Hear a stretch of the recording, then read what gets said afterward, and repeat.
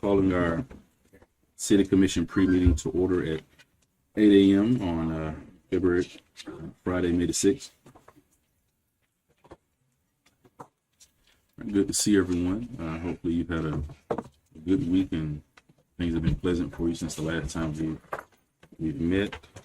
I have a few items of discussion here on our agenda.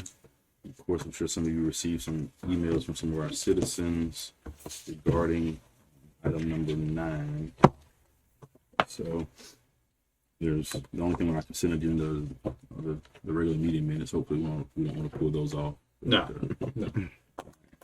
So agenda item number 9, that's going to be the first reading of the city code of ordinances regarding animals.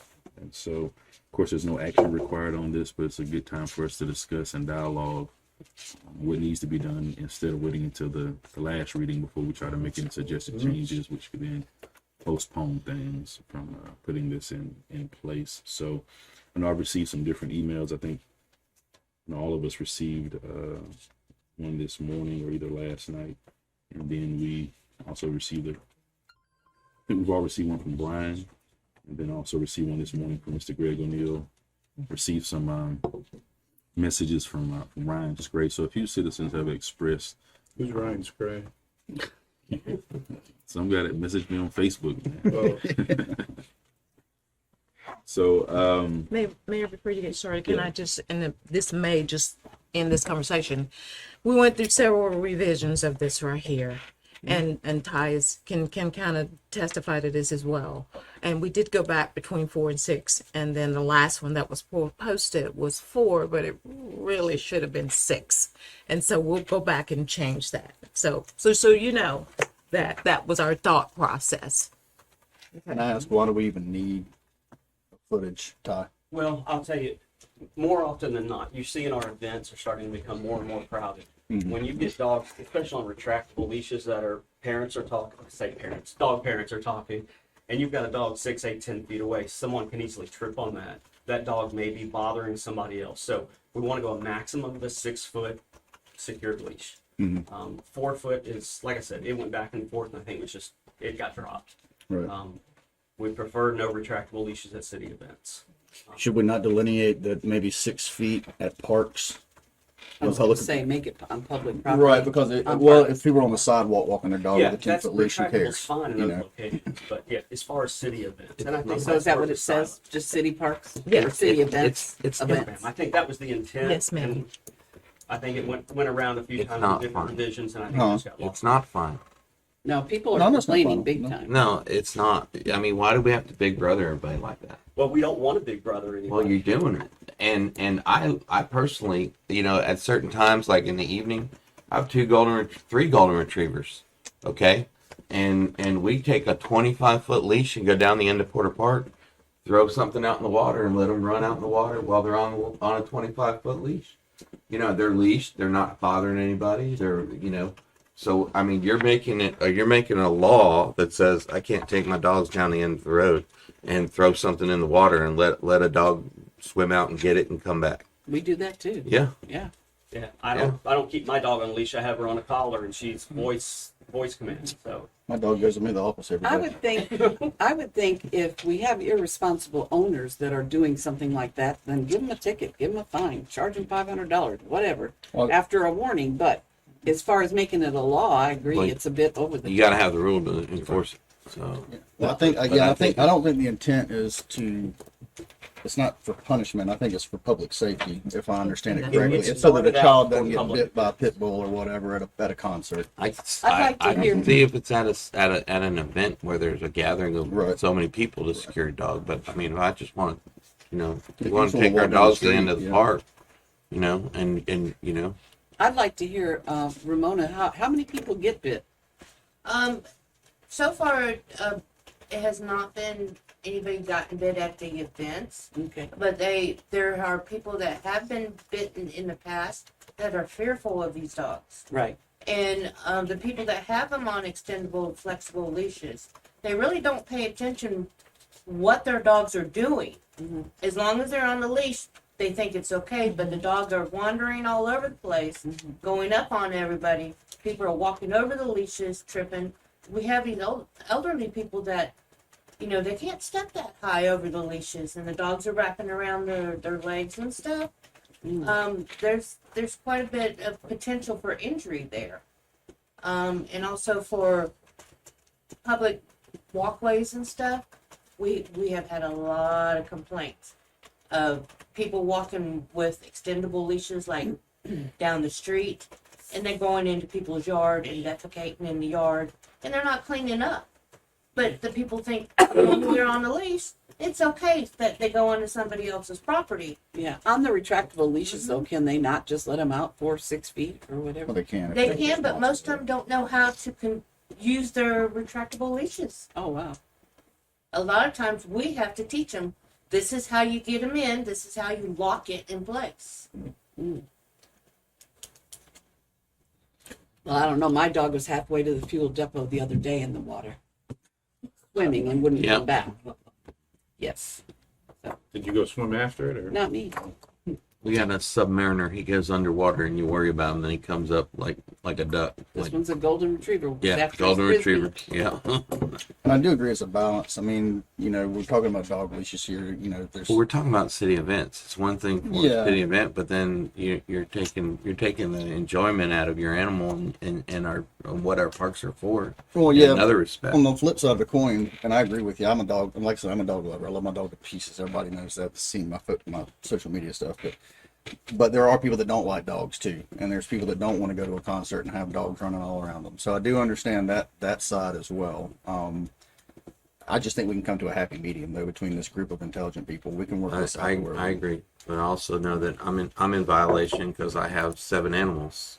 You know, I have 4 dogs and 3 cats, and I'm a criminal.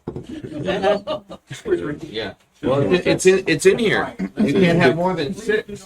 You can't have more than 6. big dog stuff. You know. Yeah, but you know why 6?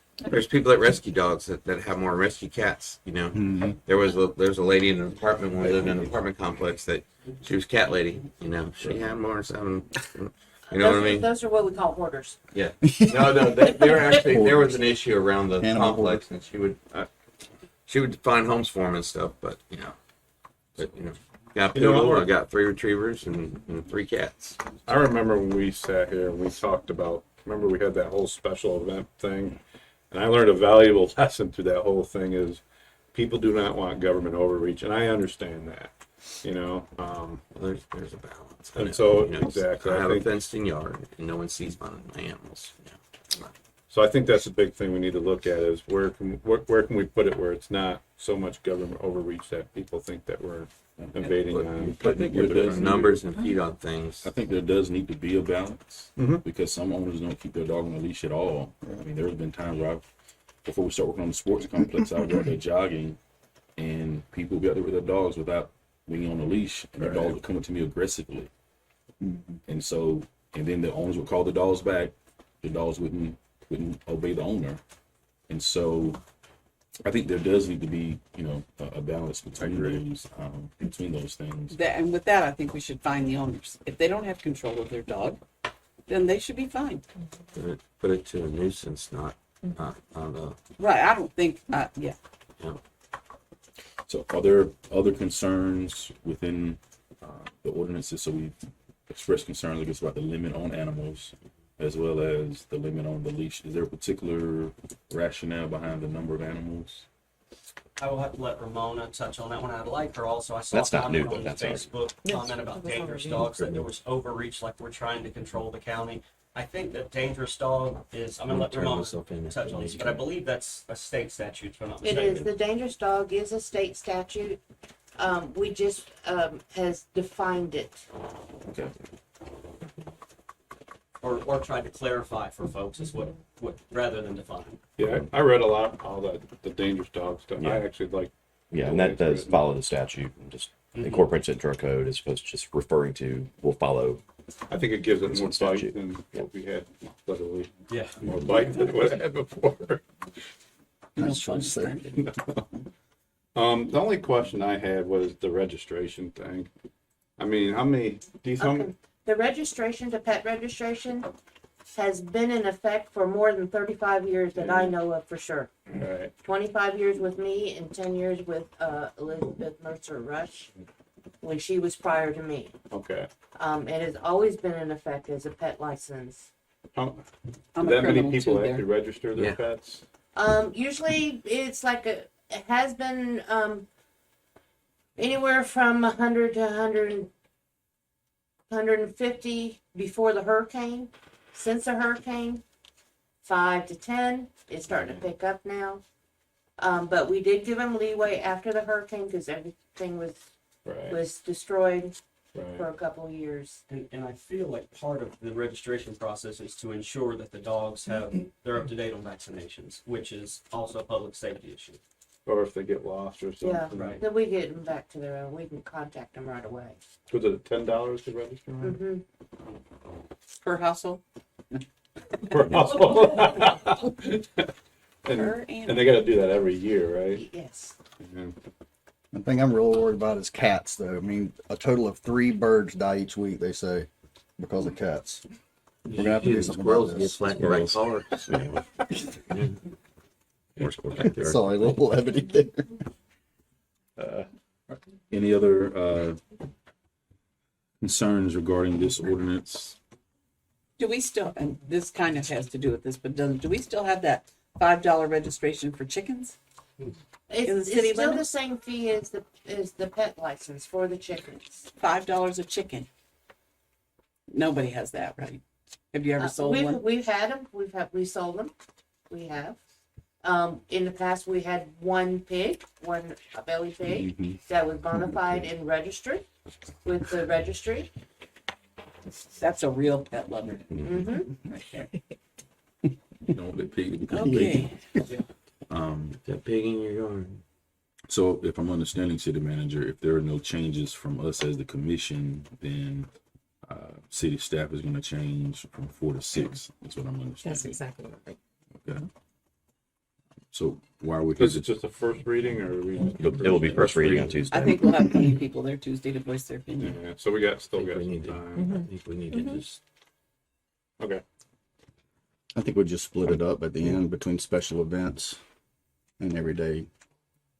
That's kind of the conclusion we came to. I agree.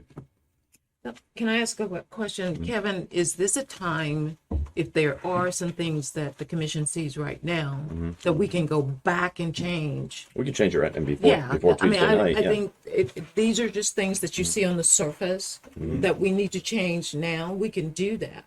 So you can have the first reading and then that gives you time to talk to other residents. And then if there have to be other changes, we can do that. But that's one of the reasons we're really wanting any specific feedback. We know about the 4 to 6. Commissioner Aldrich just made a very good point.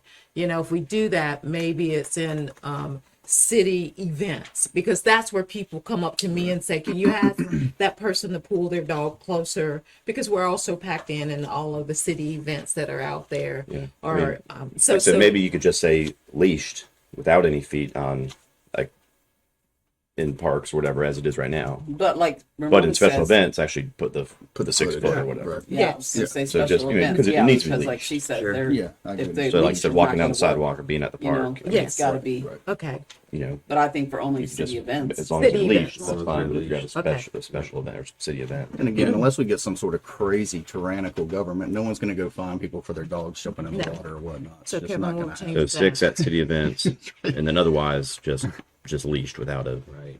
without Does that a include, qualifying. does that include pork belly pigs too, or? Yeah. It's just dogs. Well, currently we don't have Arnold any Zippel, pigs too. right now. I'd like to see all the chickens leashed myself, tied to their, rhinestone collars. And we'll know what a city event is, right? I mean, it's going to Oh, be absolutely. Yes, absolutely. Any other concerns regarding this ordinance that we can update now? We can add that in there. no, but I think we'll have plenty of feedback come Tuesday after this first reading. It's about 13 years old, so we'll fall in line. I'm a 15-year-old one. He's pushing it. All right. Number 10, discussion and possible approval to award the 7th Street Drainage Improvement Project to American Sand and Asphalt Pavement for $1.1 million. This is Shaw, Hunter Shaw, right? This company? Yes. Did we just give them something else, or is this the same thing? No, ma'am, they also won the 1600 block of Indiana drainage improvements. Wow. Okay. Any other comments on or questions for number 10? All right, number 11 is discussion and possible approval of resolution to create the Mayor Chair and Sheffield Youth Council. You'll see the resolution in your packet there. Something that we've been working on since I came in office, trying to get the youth council established so that we can get our youth more engaged. Right now, we really don't have any input from our youth. Even in our discussions, it's usually revolving around more adult and senior issues versus input from our youth. And so this is a good opportunity for our youth to be engaged civically, because all of our youth are not going to grow up, go to college, and not come back. So when we're talking about apathy in our community and getting them engaged, I think it starts certainly with our children and our youth. And so children and youth are certainly more excited about government, especially as they're learning about it in social studies and civics, than maybe some of our other citizens are. So I think it's a good time to get them engaged. Any questions about the council? I've gotten emails about this too, but I had some questions, and I've not read it from start to finish yet. But is there a part in there that says you as the mayor will be selecting the 25, and then you also have the option to add more? No, the Bay District schools. So how we've done it on this time, I've gone to the principals at North Bay Haven and the principals at Mosley, asked them to appoint their, basically they select the students along with their faculty.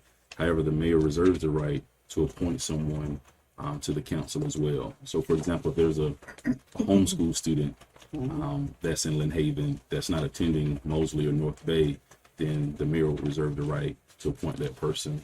So, and you're going to meet once a month, but what are you going to do with them? I mean, is it something that the parents should, I mean, you know, there are a lot of parents out there that have very intelligent children.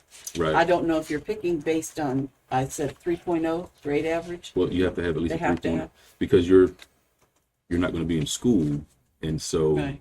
you But this can't. happens in the evening, right? No, this would be in the mornings. Oh, wow. So ideally, they would come to our first city commission meeting, which is at 9 a.m.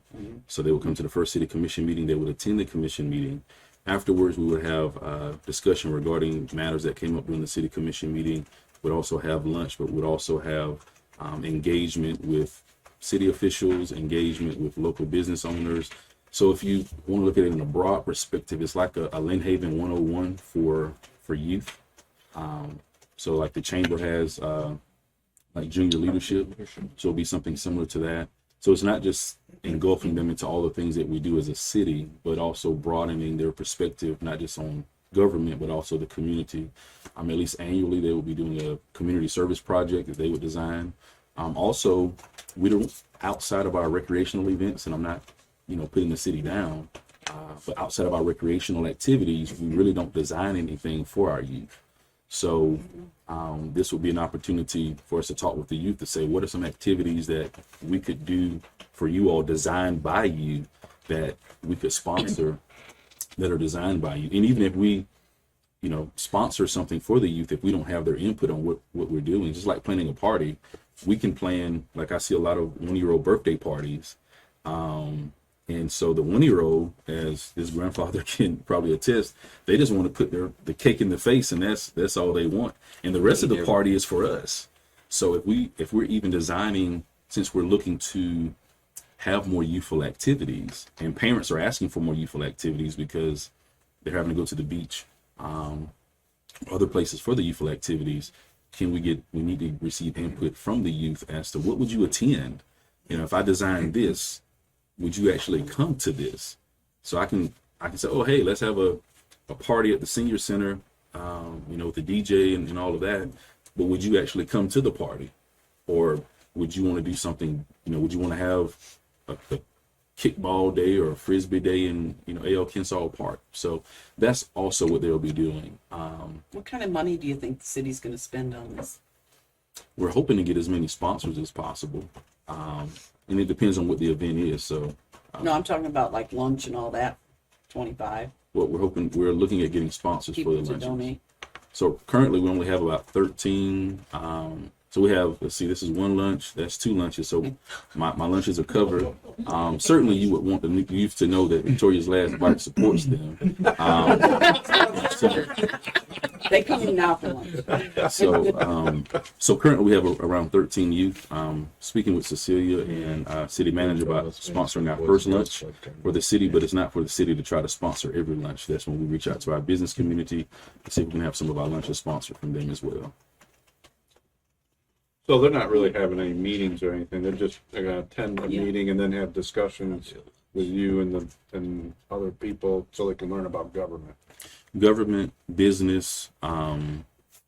We hope to take some trips over to the state capitol when that time comes, because it's not just us having a youth council. Florida League of Cities, this is throughout the state of Florida. So we're actually be a part of the Florida League of Cities Youth Council. And they have descriptions of things that we can do. Each meeting will have a particular topic that we would discuss. So it isn't necessarily like a formalized take order, type meeting, but it is a meeting for the purpose of discussion and engagement. You could invite them to your monthly meeting. Yeah. So we'll also ask them as they're available to participate in our various city events, because they also need volunteer hours as they're working for scholarships. And so this is another opportunity for them to do that. And we also need a volunteer base, as a city with the various events that we have. So here's a volunteer base that we can use for that as well. Last year it was a struggle getting people in the Dunkin' booth. So, now we have a core group here to get them in there. Yeah. Okay. Can't you just see them sitting in our chairs pretending to be us? Yeah. We'll kill them and bill them. Speak for yourself. Any other questions regarding youth council? All right, discussion and possible action to give city employees July 5th off, number 12. And so July 4th is when it was going to be Monday. Right.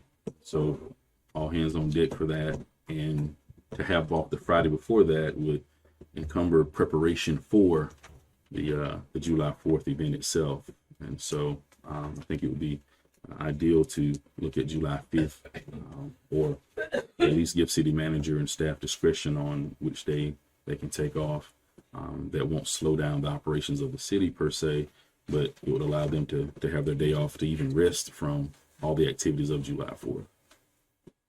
Are we talking about giving all 197 off, even if they don't work the July 4th? So that would be ideal, but again, we'll leave it at the discretion of the city manager and staff to determine how that would work. What is our payroll for one day?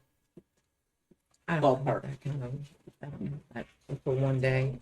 Yeah. But now July 4th is a holiday that we recognize. Yeah. I mean, so Oh, yeah, absolutely. yeah, So what you're saying is they're going to be working on the July 4th because we got an event Yes. going on? Yeah. right. Yes. Oh, Yeah. They're all Yes. they're all We'll in. actually be working on Sunday and Monday, because we got to do setup for Sunday Right. as well. but with everybody doing that, or just We're trying to get everyone to do to work at least two hours. I think you guys did this in 2019, and if I'm not mistaken, you did pass it. And then one of the things that was included is that you said suggest a flexible schedule for the 5th, stating time off pay should be across the board. That's what the commission did in 2019. Now, Kevin, is there a way that we could possibly do, I guess, a resolution to this effect, so we won't have to discuss it each year, seemingly from 2019, although it was voted upon? You could, but, obviously, some days it's the next day is a Saturday or Sunday, so if they're not working anyway. And I do know And what It I just saw- as happens to be where your day after is a Tuesday in the middle of the week. Yeah. So it's not always going to, I don't think, be an issue if 4th of July is on a Friday. Are you going to give them the next Monday on? You know, Well, I mean, they would think still should get 8 hours of paid time off for a holiday, for a federal holiday. So Because I guess the you conflict can't for just us, say Saturday you're off. I mean, Friday Well, I they have know to that. work on Monday. but I mean, if they're working on a holiday, do we give them time and a half? I mean, Yeah, are they paid double time or time and a half? Time and a half. There's absolutely a difference there. There are some employees that will have to work regardless because it's in the scope of their work. Okay, they're nodding their heads. Then there are some employees that don't have that scope of work, but we need help in certain areas, so they work. And so it's a mixture of both. and what you also, you know, when you do your holiday schedule, I mean, you could just always have July 5th. Yeah. And that's one way to cover it. When you're looking at all holidays, I mean, if that's something that's going to consistently July come up, 5th, you can make yeah. July 5th. Holiday every year. If I can address the commission, the one thing to think about, our current policy, if you add and call it an additional holiday, then those persons that do work are paid for that additional holiday pay plus time and a half. So by adding it as an additional holiday, that does exponentially add to the payroll cost. $35,000 a day. So one option is this year you can just offer an additional day off and not term it a holiday. That's correct. That's where right, that's what I'm saying is that Yes. it's the day off and not necessarily a holiday. That's Let right. us do it, and we can That's work right. out the details, Right. but not add it to the holiday list. that's I exactly. was gonna say, didn't they do comp time or something too? Like if somebody came and worked 3 hours, then you give them 3 hours off during the week. We currently don't have compensatory time. The policy allows you to shift the actual holiday to another day.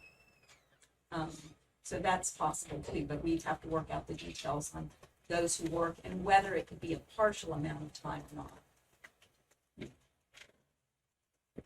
The current policy goes well beyond what Fair Labor Standard Act requires. And so we have to balance that. Because it's policy, we're gonna follow the policy. It's just if you add an additional day, then we can calculate what the time off should be. Well, I'm for giving the people the time off. Obviously, they work hard on that event. It's every year they bust their tails to get up there and make sure everything happens. And my gosh, I mean, give them the time off. That's just my 2 cents. But don't make it a holiday. But don't make it. Right. So, It's yeah. just time. Just give them the time off. So in regards to making this a policy, would a resolution need to be drafted? If you want to make it a policy, we would. I mean, I think for right now, it's fine to just say, Just do it every year. yeah, The way it falls, I just address it every year. Or is it something that you yeah. want to address? Because I don't want it to, you know, we have this resolution and then somebody's like, well, isn't that really effectively a holiday now? Since you just made it permanently, you're always doing this. And that's not what we want to do. Because if it can happen, it will. Mm-hmm. Oh yeah, somebody will come in and say, no, there's a policy. July 5th is off every year. I mean, that's Well, and what that's- else is a holiday? And That's then they're right. going to want their And that's holiday not saying time. that the July 5th is the day that it's off, but for us to be to remember, to have to discuss this every single year. Mhm. It'll come I up. think it'll. Yeah, it comes up. It'll come up because people have, Longest running parade in the state of Florida, correct? Isn't that right, Mr. Walker? Longest running parade in the state of Florida, right? Yeah. That's right. All right. Anything else on that? And last item, discussion and possible approval for Juneteenth to be an official holiday for city employees. So this would be, I guess, an additional holiday that we added to the calendar to give our city employees another day off in the summer. Because they're getting off of July 4th, but also give them another day off during the summer. So, each commission meeting, we verbally express our appreciation for staff and all the hard work that they do I think this is an opportunity for us to show them that appreciation as well by giving them an additional holiday during the summer for their family. Any questions, concerns? I'm already getting feedback on this too, and it's not positive, it's negative. And I know I'm always one to bring up money, but the older you get, the tighter you get. And we're talking thousands of dollars. Every time we turn around, it's thousands of dollars. This, and I deducted the 35,000 was with benefits, so I took a percentage off for benefits. But we're just talking so much money. We are Thousands and talking, we are thousands. talking more money. However, Wouldn't the employees rather have it as a raise? Take that 27,000 and spread it out amongst all the people that are shoveling out there and doing the hardcore work. you could consider that as well. But some might rather have the day off as opposed to maybe $2. They'll call they in might sick get. anyway So if they want the day off. I mean, that's just, I'm not going to say anymore. I'm just reflecting what I'm hearing. So I actually did a comparison of other municipalities and county and came up with a nifty chart here if you guys would like one. Just something food for thought. Thank you. That way you can kind of see what they do in other municipalities. You can get one.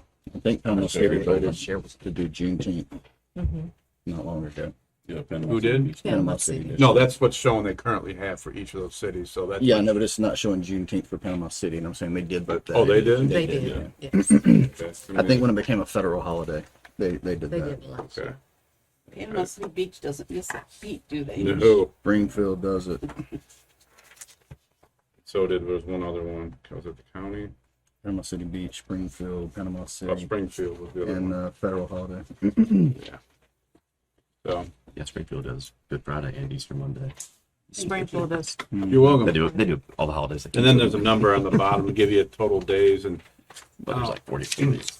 that's one of the things I Yeah. noticed too is It's 2 weeks. I don't know if other cities get days off for like birthdays or something. Like Springfield's got one that's like a personal day you could take, I guess, sometime throughout the year. Do we offer personal time off? Birthdays. We have a birthday day that you guys passed, I think, 2 years ago. But we are going to be bringing before you, if you remember, you gave us the PPTO. We wanted to go back and revamp that a little bit where it could be just personal time to use for whatever, those 3 days, but they're not accrued. So we'll be bringing some revisions from the personnel policy to you. So right now they get 3 days Yeah, and those were days, if you remember, with pay. that with pay when people, it didn't fall within their PTO, like vacation or sick. It was, having to go to court or having to be at their child's awards day or conference. They were having to take their vacation time to do those kinds of things. So I think you passed that 2 years ago, if I'm not mistaken. Okay. And we did get a good email. I think you had written an email in a response. Yeah, I accidentally wrote back to everyone, which I know we're not supposed to do Yeah. that. So Well, bad it gave on me. good context for the follow up, though. Yeah, it was. But and it does raise some good points. So I don't know. Do you remember what the date was for Emancipation Proclamation Day? 20th. Or May 20th. Yeah, Florida is May 20th, but then you roll right into Memorial Day.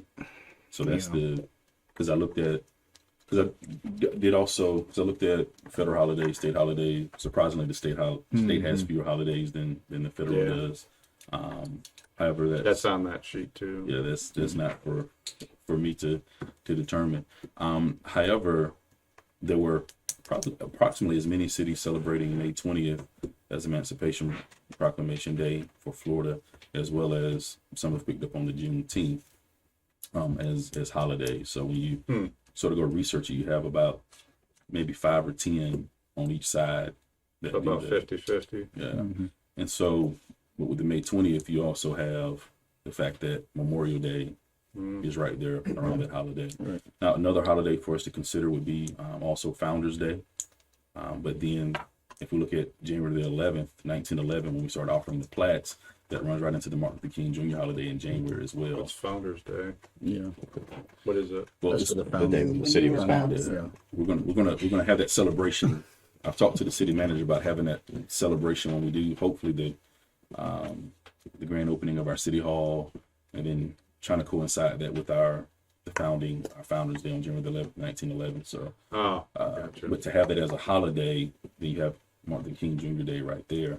It will sort of spread it out. If you have almost like a day per month, if you have one in June, then that's another day that someone could have as well. I guess my worry is, and I think that's where you're going with this, is how many days do we give until there's too many? You know what I mean? And I just learned this last night, literally. But in England, I guess they got so many holidays that they actually bank their holidays, where they go and like, all right, this month, this is the day for all the holidays that fall in this month, and they celebrate those all in that one day.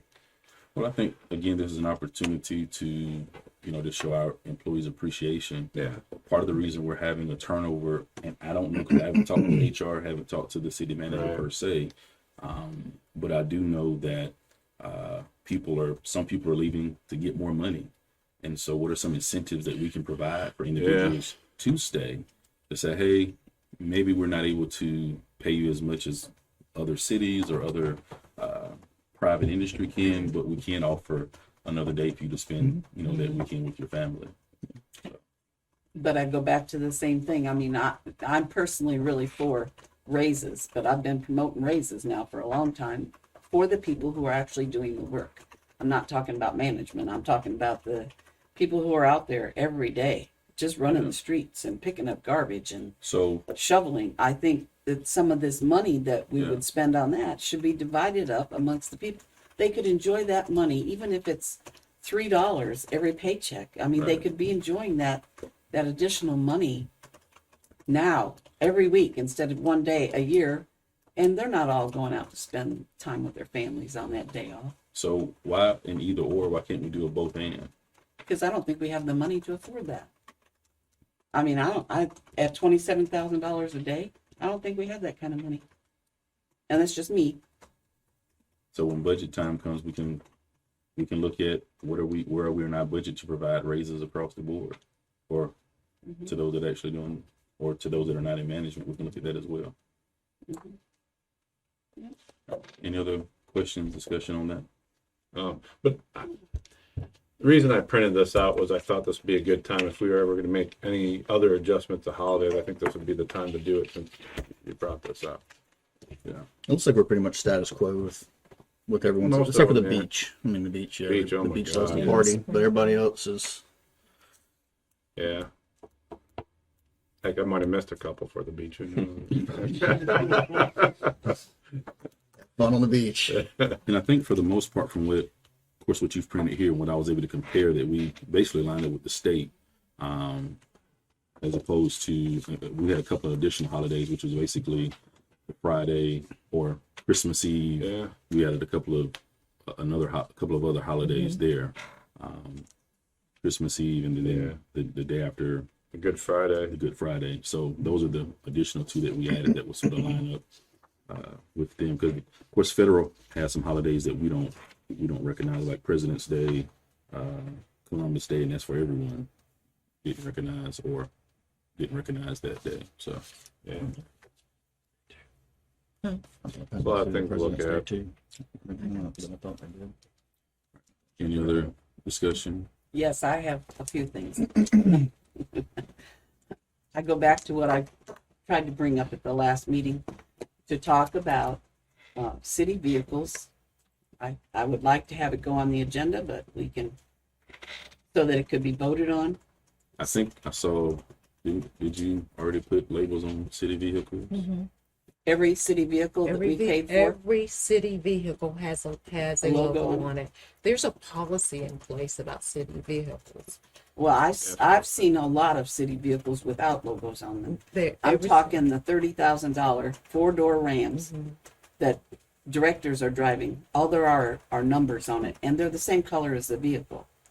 Do they have logos on them now? Yes. They Yes. all do. They Okay. all have logos on. Wonderful. Wonderful. I saw them in the parking lot the other day when I came to the office with the logos on there. Awesome. Awesome. And then, and that's great. Do That's our all under- I wanted to see. I think it's a safety feature for our residents. When somebody pulls up, whether or not they are a city employee or not, I think that's vital. And I also think it's important because they're using the vehicles all the time, 24/7. I'm seeing them at grocery stores, everything, loading them vehicles up with groceries. And I think the public deserves to know that that's where they're at.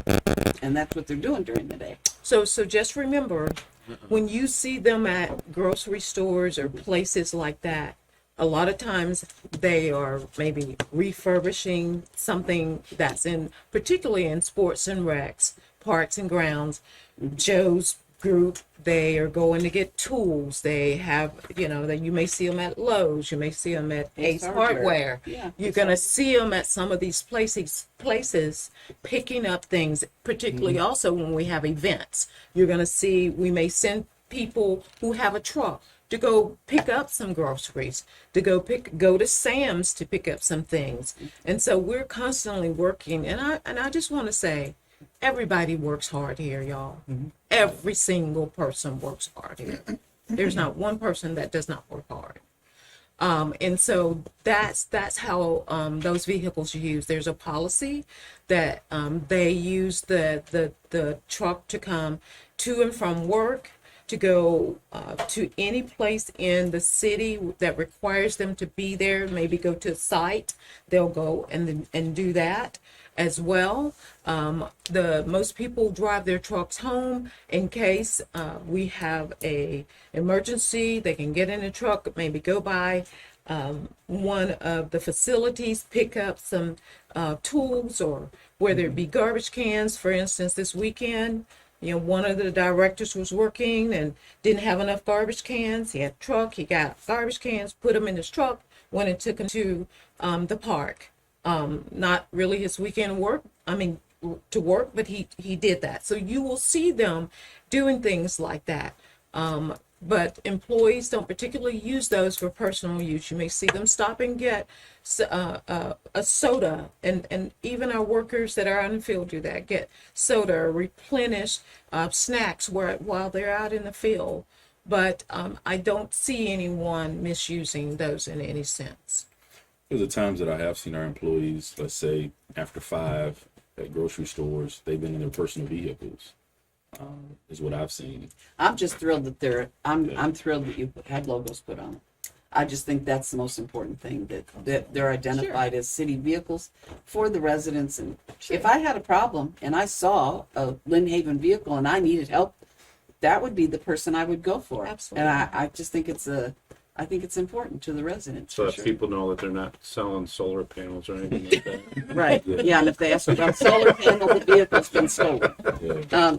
And the other thing too that we talked about as employees, I did talk to the HR manager, and she says we're about to start introducing new employees through the newsletter, and that's going to go out mailed to everyone. I think that already. The city newsletter that would go out to residents. Right. And right. then we have a newsletter internally that you all get that we put the new employees in as well. They have a photo of themselves and it says meet, whoever, and they work in this department. They came from here. So any new employees, we put them in there. Yeah. So, but it's going out to residents right now. Does it? No, do we that have now? not finished that newsletter. So there's a city newsletter and an internal newsletter that goes just to city employees. So we're working on the city newsletter that will go out to residents. That's what she was telling me about. Yeah. Yes. City newsletter. And I did mention to city manager if it's possible that maybe we could highlight it on our Facebook page as well. So that's something that we can consider also. And that's something that we actually used to do, is highlight the new employees on our Facebook page. And it just kind of dropped off, but that's surely something else we can do as well. And then, of course, I'm going to bring this up. I'd rather bring it up here than bring it up on Tuesday about this fish kill yesterday and the day before. The only way, and I know you've put some new things in place, but the only way we will be in compliance is if chemicals are hauled off in a tanker and dispersed somewhere else. Every time we drop chemicals into a ditch, we're polluting, and That's it's the against day. the law. We have something called Clean Air Act. It was passed in 1985. So this was Is that reclaimed water, right? City manager. I think it was chemicals. Chemicals. They drained them into the Yeah. ditch, thinking there was Bobby, water in You it. know, the water tanks have always discharged down the 11th Street ditch. Mhm. Oh, since it's been built, that's its discharge point. Well, I've been told that's against the law, and we've been breaking the law all these years. Who told you that? DEP, Well, DEP's the one who approved it. They Fishing. called me yesterday. Fish and You told them. Wildlife. Yeah, no, the DEP Yeah. monitors it. Well, I got a We call called from Fish them. and Wildlife yesterday. We reported it, and they said, okay, they understood it. You know, it was, typically that ditch is full of water. The And fish it helps killed. dilute it. All kinds of Wildlife got hundreds, involved, yeah. I guess. And it wasn't. It's been dry. So as soon as we found out that it was affecting them, we shut it down. But, you know, we gotta drain the tanks to repair them. They're under repair right now. So what is it that's dumping this reclaimed water, right? No, it has a little When they chlorine. treat the Chlorine. tanks, it's chemical, and then they wash it out. No, it was chlorine. Yeah, Chlorinated chlorine. water. But it was below drinking water level. The amount of chlorine in it. Mhm. Yeah, but it typically dissipates in that ditch, you know, when it's full of water. Flashes off. The ditch was dry. So as soon as we found out, we shut it down, reported DEP, and they made a note of it. So, So where's that water come from that you're dumping in the ditch? out of the tanks. Which tank is that? It's big Both. tanks The there. two big Two big tanks. ones that are getting the murals. Which is drinking water. Yeah, drinking Yes. water. Yeah, it was. Oh. Yes. And the reason it's Just killing the fish because it's chlorinated. got chlorine. Chlorine. Yeah. Yeah, But it was exactly. Chlorine, because Ah. it didn't dissipate Okay. like normal down that wet ditch. So normally when it dissipates it enough so it's not harmful to the fish. Yes, That's and it was That's already correct. Okay, below drinking water level, the chlorine in it. okay. So, I mean, it wouldn't hurt a human at all. It's just these Oh, little no. fish. So. No. Just it was killing fish and excellent. turtles and stuff. Yeah, Crabs. it's, the chlorine is supposed to be at like 1.9% to drink, and this was at like 1.3. So Right. it was below drinking. And you said that whole process is approved by DEP? Oh, yeah, it's, Okay. things have always, you gotta send it somewhere. But So- why don't we haul it off? Why don't we haul it off Because and it's, take? you're talking about 1.5 million gallon tank. It would take 48. And That's another 500. 480 trips. What causes you to drain that 1,000,000 gallons? Why would you drain 1,000,000 gallons repair- of drinking they're water? repairing it. We had to drain it to repair the inside of the tank. Oh, okay. So the inside of the tank being repaired, I got you. So it's painted. not something you do daily. No, you do it every 5 years, typically, the tanks. Bobby, if we got you some scuba equipment, could you do it without draining the tank? Straw. No, that'd probably make it worse. Well, they gotta get in there and they repair the Going tanks on up there. with a liner and cement and patch voids and repaint. They actually repaint the inside of the tank too. So Bobby, this is not done every month, every No. 6 months, no, okay. Every year. Yes. Mr. Ramona, how many people register their pets? I mean, is that something that happens frequently? Like this pet registration you said that we had? Okay, so far this year we have, well, this last month we had 6 registrations. And May is the new registration cycle. And I would say, I know for me, I was unaware. Of course, I haven't been in Lynn Haven as long as many of you. I was unaware that we had a pet registration policy until I started reading through the codes on the weekends. Part of when the I- registration, are you checking for vaccinations and stuff at that time? We done? The rabies test. Sure. So if they don't, when they register the pet, if they don't have it, you offer it, or do we? Oh, we tell them about the shop clinic. Okay. You don't have to provide the paperwork. You don't, okay. I don't know. I don't Mine aren't know, I don't registered know either. No, No, either. Well, all my guys are up to date, so. So is there a way that we notify, as I was saying, I was unaware that pets were required to be registered Right. until I started reading through the code of ordinances to realize, oh, we have a pet registration. And I thought no one was ever in compliance with it because I had never heard of it until a few months ago.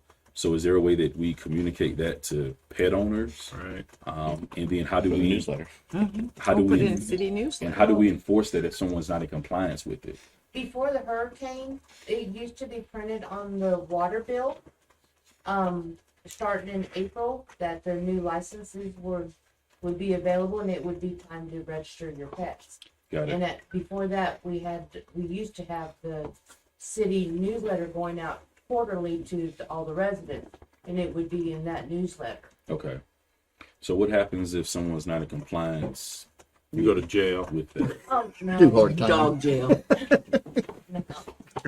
Most of the No time, we question don't know asked. that they're in compliance until we capture their pet running loose or Got it. or doing something wrong, because when we find a dog running at large, Florida state statute says they have to be current on their rabies status. That's when we check their rabies status and we check their license.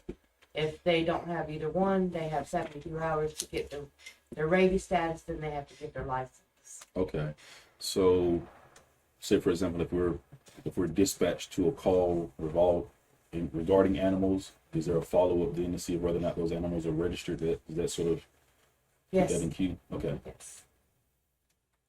All right.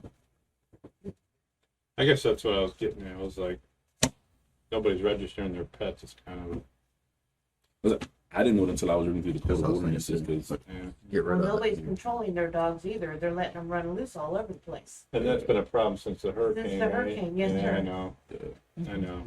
so anything else for discussion before we dismiss? I had one issue that me and Chris Lightfoot have been working on over the last several months. I know you probably heard Oh, yeah. we had people with putting fences in easements and that, with the whole revamping of stormwater and everything. We've sent Yeah. dozens of letters out, and I think we've gotten pretty good compliance.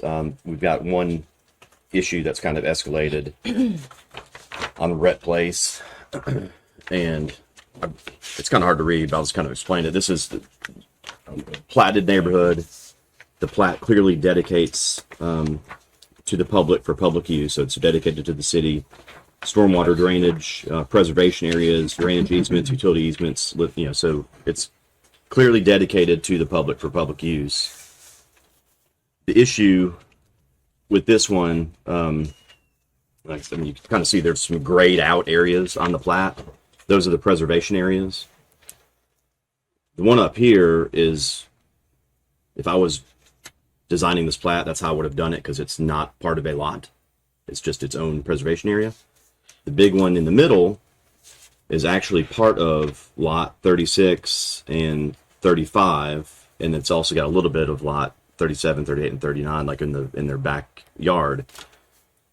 So yes, it is part of your lot, but it's subject to this dedication. So the sort of argument that's been made from the homeowners, well, this is my lot, I own it. I'm not disagreeing with that. You own it, subject to this easement and this preservation area. Just like people in other plats that they may only have a 7-foot or 10-foot easement.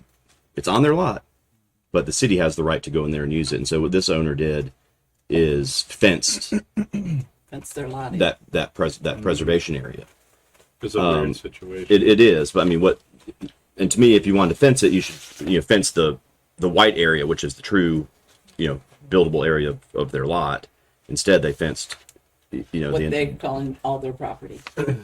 correct, and they're not wrong that it is their property. It's just subject to this dedication to the public. So the city has the right to, and it's a preservation area, so it really should be left in its natural state or whatever. It's talking to Chris, when this thing was platted, there were stormwater improvements already in place. So I mean, the city obviously needs the right to go in there. We thought we had a resolution where it's a new fence, spent a lot of money. We didn't want to be really the bad guy and say, okay, just tear this fence down and lose all that money. So if you could just make sure it's gated and the city has sort of unfettered access in there, so they can do their maintenance and preservation and whatever we're doing for public purposes. But that owner's not willing to do that. And so now it's sort of, we've sent demand letters, we've tried to work something out. you know, as we just need direction on where to go. I mean, the only thing left to do if she's not going to comply is take her to court. And Kevin, again, we're happy to compromise and say, look, Right. leave the fence, but just give us go access. look, like 2 years ago, we dealt with this in my neighborhood, like right across the street. There was a homeowner that had a fence up on an easement, and the people couldn't get back to the retention ponds, and they Right. couldn't get back and clear the stuff up. Well, the homeowner basically said the same thing. It's my property. You can't just have people with a lawnmower running through here. And I think it did go to court. I don't know if you want to try to look, Google that or something, but I think it did go to court, and the courts ruled that yes, you have to provide access, Sure. even if it's unlocked gate, whatever Yeah. it may be. Yeah. I mean, you have And your that, fence. that's what we were willing. And that's what we're willing to do, and Right. still are.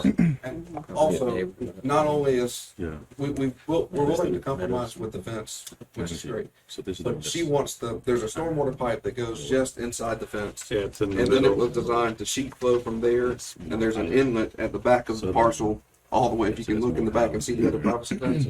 Well, she wants us to retype the entire subdivision to get that off of the preservation area, which, one, is not feasible, and two, there's no reason to do that, it was designed to go that way. So, her reaction is she's gonna block the pipe off, which in turn will flood several houses on Red Place, and we'll have to go from there. So that is the where the resident is, she wants to block the pipe off, and we can't gain access to it to do any type of maintenance or maintenance. Do you find this a lot? Because I do hear this all the time on easements. People buy property and they think that's their property. And then, of course, we say, oh, no, it's your property. And then they don't understand, though, we have the right of way from the center of the street, 25 feet in or 15 feet in or A whatever, lot of it is that we just, can come in and, it's a tear misunderstanding. their yard apart. They don't realize that is their property, but the easement is dedicated, whether it's, That's someone that has property behind them that has an easement to drive back there, or if it's an easement for stormwater maintenance or utility maintenance. we should do some kind of educational thing on that. Um, On easements and Easements. property owners, so they understand. It is their property, however, they're yes. gonna share it Well, with us if we need to get in there. This resident just bought the house back in September or October, and so the house was there, the one parcel was fenced in, and she decided to fence this in for her dogs. So that's, the previous owner knew about it and Right. didn't fence it in, but That's an expensive fence too, Does, that's a lot of fence. Does that flood that much when they get a lot of rain? the only area that I've been notified about is right there between Rhett and, is that Glencoe? Or, Yeah, I know what you're talking about. there's a But, little stretch of road right there. but I mean, on her property, does it flood? Yes, it's designed to. It sheet flows all the way down there to an inlet, and then there's pipes between the houses on two streets that flows to the pond. She's on You the got more level stormwater there. So she doesn't intend to build there. Oh, you can't build it. It's dedicated city easement. It's preservation area. And also, we used to mow it and maintain it. And it's, I mean, that picture is before it was, the grass started growing, but it is definitely not mowed or maintained now. I mean, I would say, Inside the fence. I would say sell it. If it were mine. I mean, I can see how when you go do all your paperwork for your house, you sign for the mortgage and the deed and all that stuff. I don't know if they actually tell you, hey, this Well, is this, or they just, Well, I mean, you go to a closing, you go to a title company, and you see you're getting, lot 36. well, And, when you look at that, unless you really dug into it, you wouldn't think lot 36 included all that gray area. right. That's what I'm getting at. is- Because of the way they drew that plat, it indicates, okay, this is what I'm buying. Is this 70 by 120 foot lot? Yes, that is.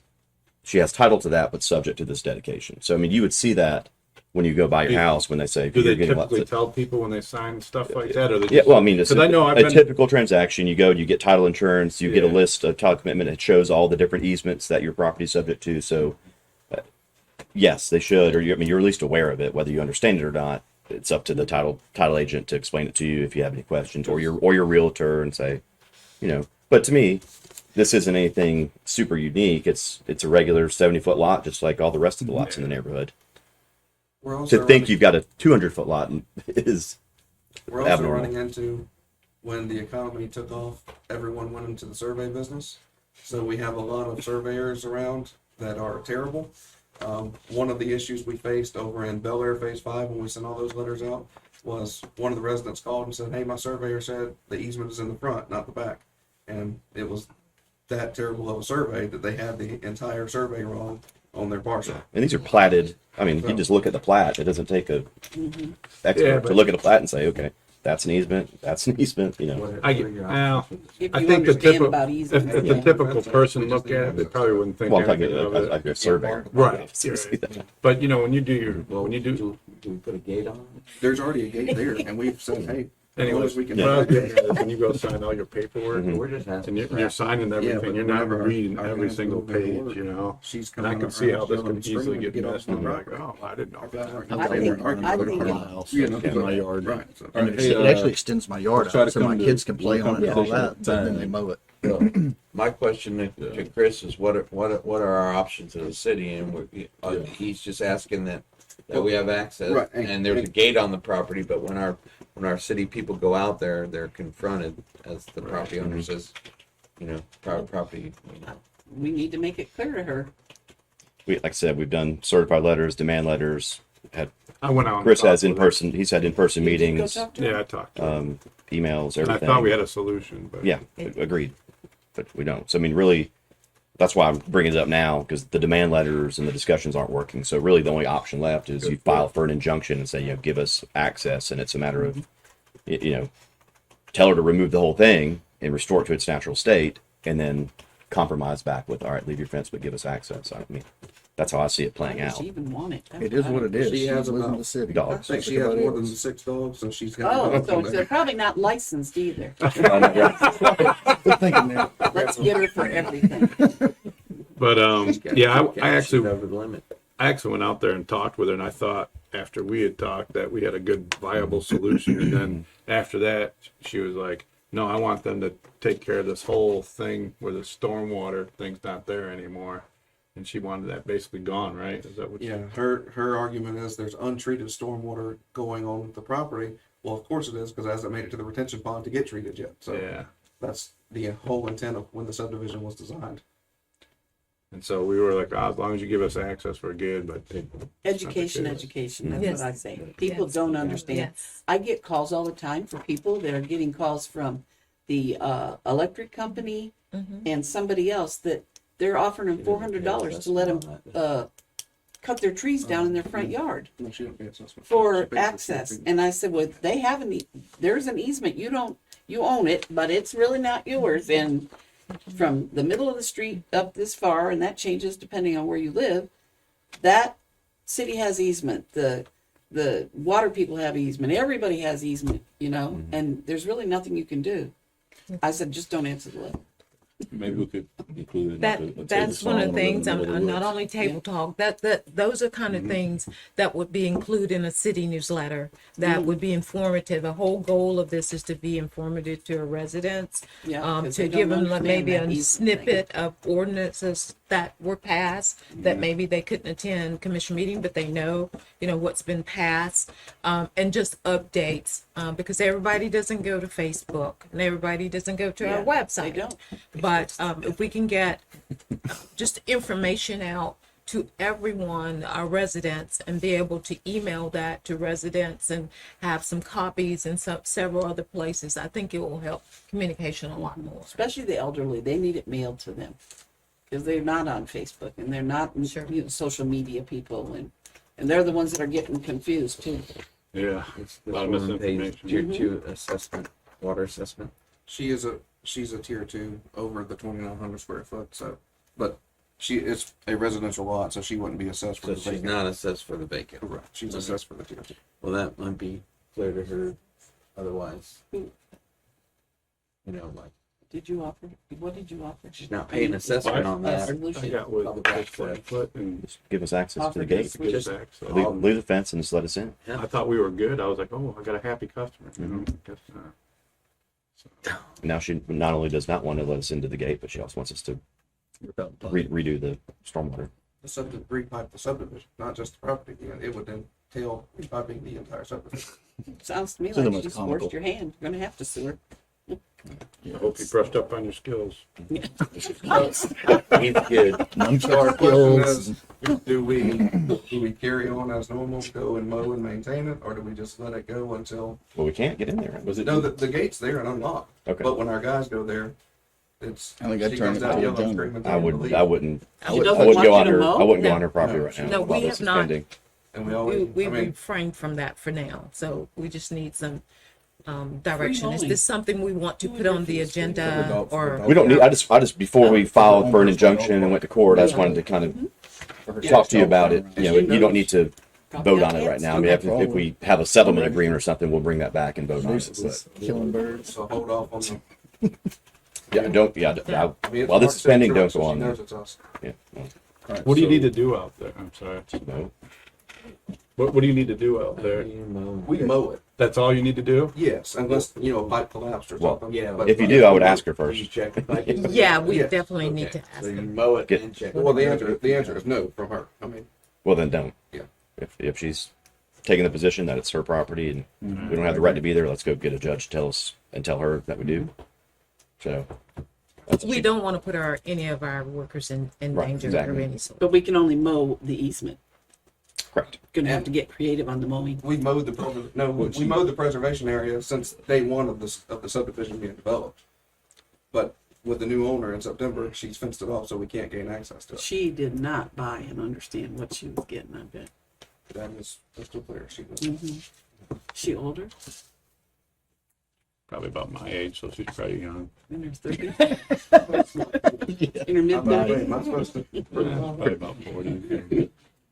And I think it's more Single? challenging when you have like the corner lots. Sounds like, so like, for example, my home Sounds like is it, yeah. the She corner bought lot. this So property. it's She probably challenging. got, well, no, she I know it probably belongs got to the the city, money. but if I don't, but the city doesn't come and Inheritance or mow it. something. So then who's responsible for this? Yeah. Sell You it. know, Sell, well, you know, like, you know, sell. right away, you kind of encourage the homeowners to keep up with their right. You know, there's a 60-foot right of way, but only 40 feet of pavement, and we kind of encourage, you know, keep your right of way looking good. This is and this is a preservation area, stormwater easement. It's different than just road frontage. And I'm sorry, people need to know what they're buying. I mean, if I said I got some, beachfront property in Arizona and you bought it, that's on you. That's not on me. You should have done your research, to see what This it might was. have made a beach. Was. But I know what you're saying. Yeah. I mean, the consumer bears some responsibility here too. So I don't feel bad for them. If you could just keep us updated. Yeah, like I said, we'll As you move forward. file for an injunction, and then if we reach a settlement, like I said, as long as I think we should still be willing to compromise with that solution of getting access, so she doesn't have to totally tear out the fence. But Yeah, that's thousands of dollars worth of Sure. fencing there. Yeah, it's a lot. That's a lot, yeah. All right, well, great discussion. Look forward to seeing you all on Tuesday morning. Meeting adjourned.